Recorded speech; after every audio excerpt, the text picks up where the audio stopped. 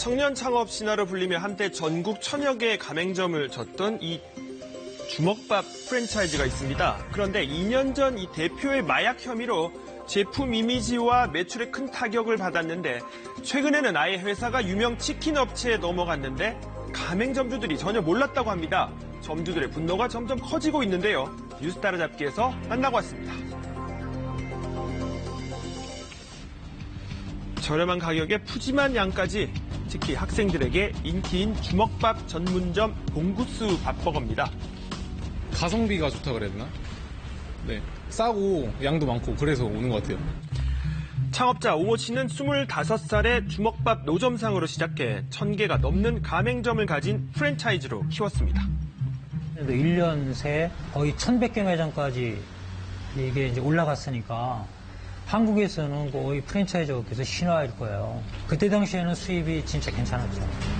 수천억 원의 매출을 올리며 청년 신화로 불리던 오 씨였지만 달콤한 꿈도 잠시.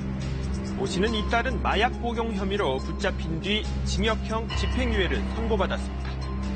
대표인 오 씨에 대한 비난은 봉구스 밥버거에 대한 조롱으로 이어졌는데요. 봉구스 밥버거가 맛이 있었던 게 혹시 마약을 넣어서 그러지 않았느냐라는 그런 비아냥거리는 그러한 얘기를 들을 때는 정신적으로 굉장히 힘들었죠. 불매운동이 이어지면서 매출은 감소했고 아예 폐업을 하는 매장도 생겨났습니다.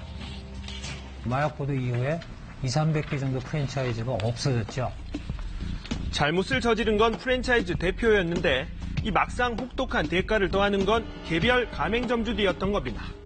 내가 매장을 내놔도 하겠다는 사람은 없고 가만히 앉아서 권리금에 대한 부분들은 매장별로 수백만 원서부터 몇천만 원까지 다 까먹은 거죠. 하지만 가맹점주들의 요구에도 오 씨는 대표 자리에서 물러나지 않았고 오히려 새로운 신규 가맹점주와 계약할 때 광고비 비율을 높이기만 했다는 게 점주들의 주장입니다. 본부 게시글에 사과문 한 장 딱 띄워놨습니다. 물러날 생각도 없다 그러고요. 광고를 지원을 해서 떨어진 브랜드 이미지를 끌어올리겠다. 대책이 딱 이거 하나였었어요. 일부 가맹점들은 이미지가 추락해 매출이 급감했다며 오 대표를 상대로 소송을 준비 중이었는데요. 이 사태가 해결되지도 않은 상황에서 얼마 전 가맹점주들은 이런 이야기를 듣게 됩니다.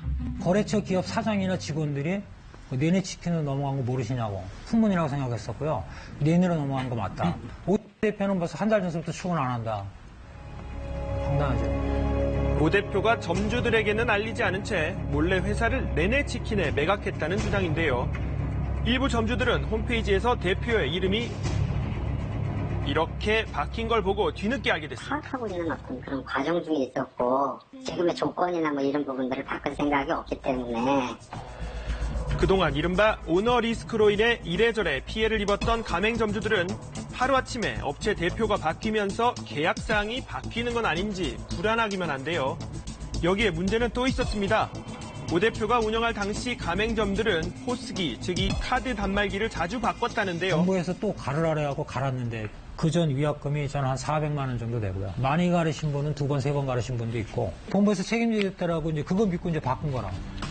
현재 단말기 위약금 채무가 수십억 원에 이르는 것으로 알려졌는데요. 새로운 대표는 채무까지 모두 책임지겠다고 밝힌 상황이지만 이를 처리하지 않고 회사를 넘긴 오 대표에 대한 불만은 가라앉지 않고 있습니다. 말없이 넘긴 것도 있고 채무나 이런 거를 전부 해결을 해주지 않은 상태에서 잠적까지 해버렸다고 하니까 너무나도 기가 막히죠, 한마디로. 이게 대한민국인가, 이게 현실인가 이런 생각까지 하게 되네요. 자, 회사 대표들의 비도덕적인 행동이나 개인적인 일탈로 업체 이미지 실추는 물론 결국 소비자들이 등을 돌려 매출 감소로 이어지는 이른바 오너 리스크. 봉구스 밥버거의 일만은 아닙니다.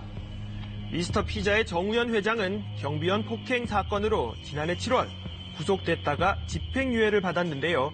당시 매출은 30% 이상 감소한 것으로 알려졌습니다. 호식이 2마리 치킨의 최호식 회장은 20대 여직원을 성추행한 혐의로 논란을 일으키기도 성추행 혐의 인정하십니까? 무리를 일으켜 죄송합니다. 당시 호식이 2마리 치킨의 매출 역시 40% 정도 감소한 것으로 알려지고 있는데요.